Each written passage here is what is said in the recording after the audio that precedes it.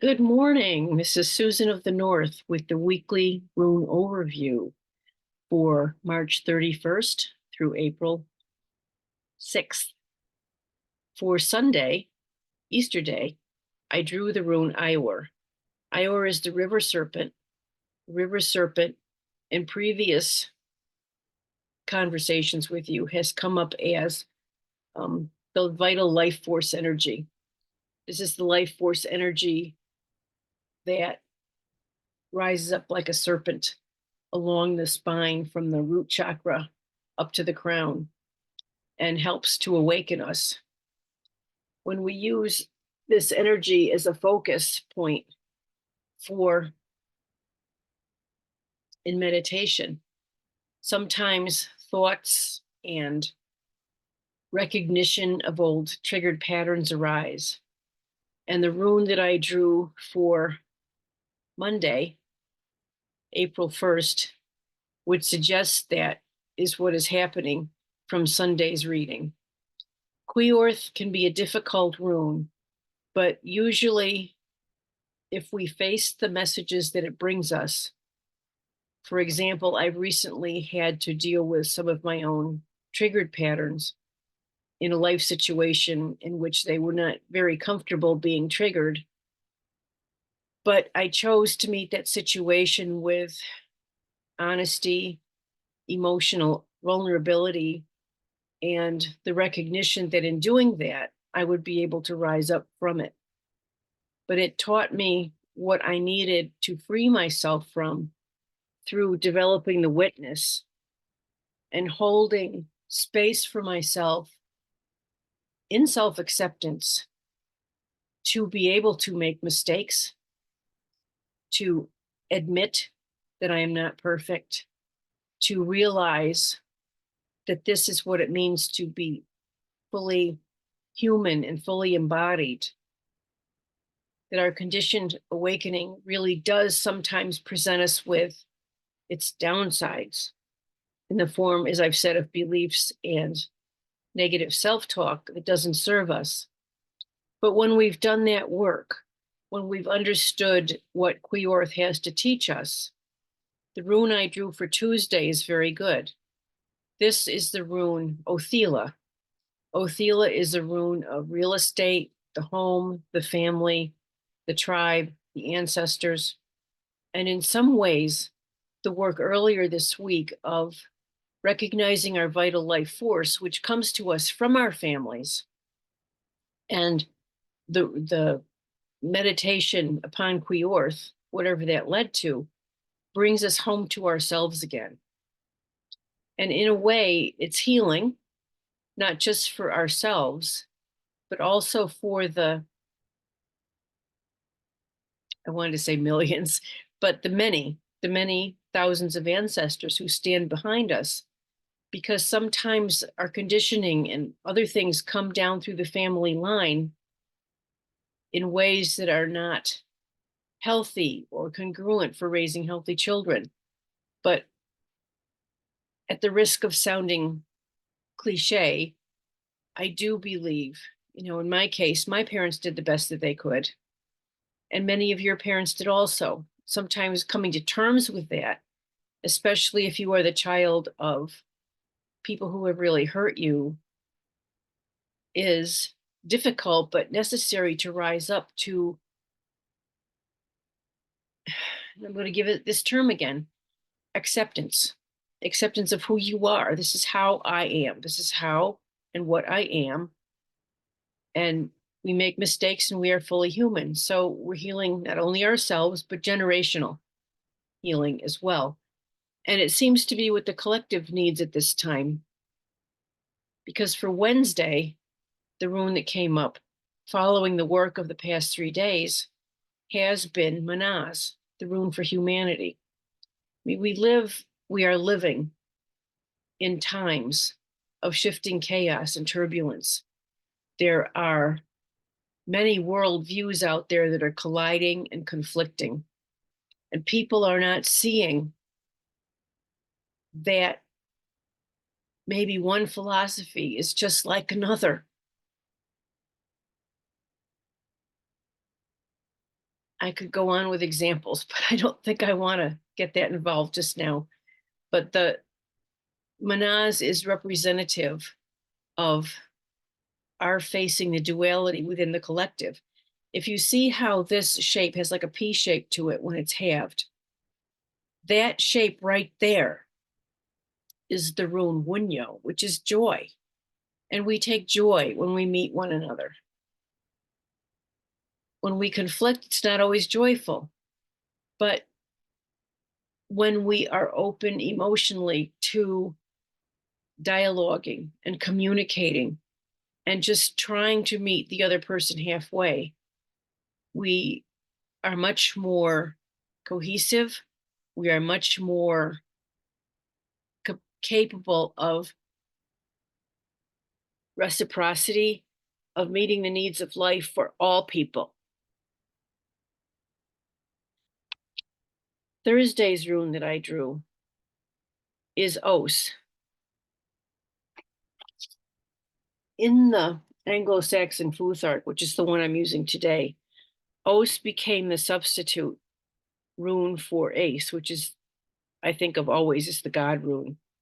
Os is Odin's rune, and in the Norse pantheon, he's the head guy. He's the one who's always seeking to expand consciousness through whatever his experiences are.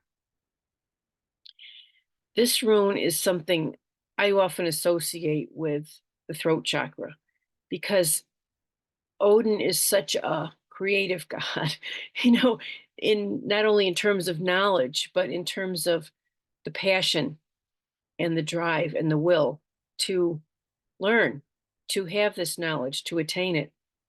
So when this rune comes up, especially after a week such as we've had with Ior and Quiorth and Othila and now Manaz, what I want to ask is, what is it that you need to give voice to? Are you giving voice to something in a positive, life-affirming way? Or is there something you're not saying because you feel or are afraid its negativity will affect or offend someone close to you? And I have this to say about that. The lower emotions that come from our body and its survival mechanism in the lower brain, they're here for survival. You can feel them fully. You don't have to act on them. The point is to develop the witness, to develop sufficient self-awareness to be able to discern what you are feeling when you are feeling not so good. And I will speak to this a little bit. Like the church talks about the 7 deadly sins. Well, I'm not talking about sin here. I'm talking about the emotions like anger and jealousy and greed and laziness and all of those things and pride. But these are guideposts. Like I said, you don't have to act on them. There is a finger pointing towards something that you may need. When I'm angry, I usually need to set a boundary with someone, and I haven't done that. When I am jealous or envious of someone, it is a finger pointing to what I need to take more of into my own life. I don't need that person's talent or skill or whatever material possession it is. But if they have a nice car, maybe I need to buy myself a nice car. I had a dear friend years ago, and she was an amazing artist. And she did all these cartoons and comic books and just really amazing artist.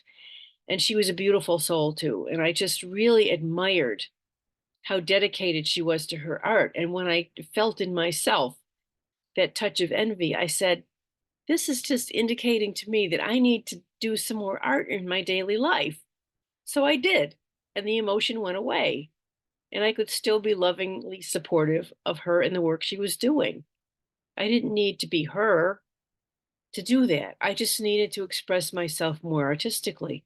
So it is in this venue of self-expression, of creative self-expression, or of identifying the lower emotions that are the fingers pointing toward what we need more of in our life. It doesn't necessarily make it a sin unless you act on it as a sin, which is out of integrity with what we're talking about. The rune for Friday is a beautiful one. I drew Degas. Now, Degas is daybreak. It's the liminal times of the day, dawn and dusk, when the night meets the day and the day greets the night, and it's all part of one cycle.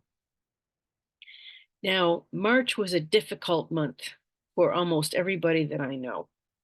We've had one challenge after another. And if you've been using your challenges as tools for conscious expansion, you've done the work. You have attained a new level of understanding. You have expanded your consciousness. This is what Degas is all about, and you have every reason to feel good about that. And the final rune, which I drew for Saturday, April 6th, is Ace. This is the original God rune.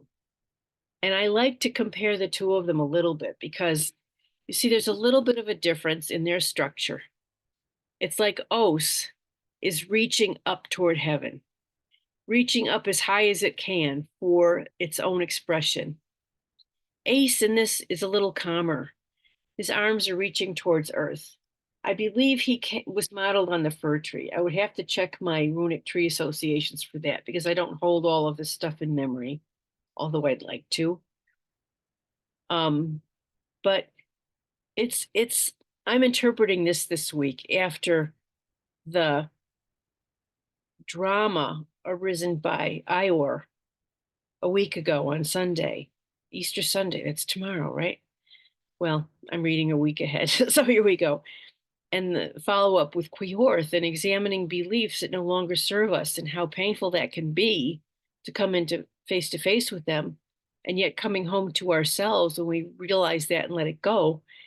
And our need for humanity, that the work we are doing to heal ourselves is also generational healing for the collective and our own ancestors. And then we meet Os, which is representative of the God of, knowledge and reaching for life and consciousness expansion with everything he's got. And daybreak. This rune is quieter after all we've been through in March and coming into April, and spring is coming slowly, it seems, but it's coming. The days are getting longer. The crocuses are breaking the soil, at least where I live. And this is more of a quiet doing. Instead of being all anxious about life, like, I have to accomplish this, it's an opportunity to just be and let things get accomplished at the pace they are meant to be accomplished at. So, with all of that said, I would like to remind you that I have an online rune class coming up that is to run from April 21st to May 19th. The 31st is the last day to take advantage of the $150 deal. After that, the price goes up to $200, but I believe both are very reasonable for comparative classes that I've taken for $300 and $350 or more. It's a 5-week class. We begin learning the runes of the Elder Futhark, and there are numerical implications to that. We'll spend the first 3 weeks studying 8 runes each week until we master the entire rune set.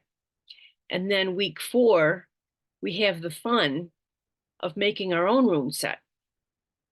So at the beginning of the class, I will provide you with a materials sheet for that so that you can start collecting your materials and decide how you want to make your rune set, and an instruction sheet on how to do it. You might want to start working on it ahead of time, that when we come together in class in the 4th week, it's kind of an initiation and awakening for our personal rune set. And I'll provide instructions in case you want to use stone or wood, or even Sculpey, a type of self-hardening, self-baking clay. It might be easier for some, but I like the natural materials myself because they have historical and traditional values. I'll be talking about some of the rune history, how the runes came into being, and I'll be talking about their magical meanings, and there will be some instructional videos. I intend to record each week's class on Zoom and post it so that participants of this class have access to it in case your time commitments don't necessarily allow you to be present. The class is going to be running Sunday afternoons, Eastern Standard Time from 1 to 3 o'clock. So I'm really looking forward to that, and I will post my contact information in the comments below this podcast, and I hope that you will join me there. I will also post a link to a landing page that gives you access to reading more about what the class entails. So this is Susan of the North signing off for the overview of March 31st to the 30th, to the 1st of, tongue tripping, March 31st to the 6th of April. I hope to see you then.